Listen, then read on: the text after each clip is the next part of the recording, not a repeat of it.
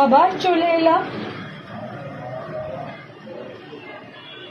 বুঝতেই পারছ কি, একদম একদম দুধ পুলি নিয়ে চলে এলাম। আজকে কিন্তু দুধ পুলিটা, যে পুরটা আমি বানিয়েছি সেই পুরটা হচ্ছে সুজির পুর, সুজি আর নতুন গুড়ের পুর দিয়ে চলে এলাম। ঘরের মধ্যে দেখলাম নারকোল নেই, নারকোল নেই বলে কি আর দুধ পুলি খাবো না, তাও আবার খুব স্বাদের দুধ পুলি। পুরটা কিন্তু করেছি নতুন গুড় দিয়ে, একদম নতুন গুড় দিয়ে। একবার দেখবে, এসো দেখানো যাক।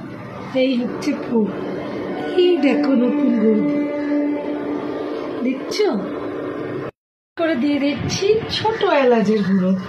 আজকে দুধ পুলিতে না সকালবেলা উঠে অনেকটা চালের গুঁড়ো রয়েছে, তো ভাবলাম দুধ পুলিটাকে কেউ না খেয়ে রেখে দেবো। নারকোল নেই, ওর বাবার মর্নিং ডিউটি বেরিয়ে গেছে, তো আমি শুরু করে দিলাম দুধ পুলি আমাদের কি দিয়ে, সুজি আর নতুন গুঁড়ের পুর দিয়ে। তো হয়ে গেল আমার দুধ পুলি রেডি।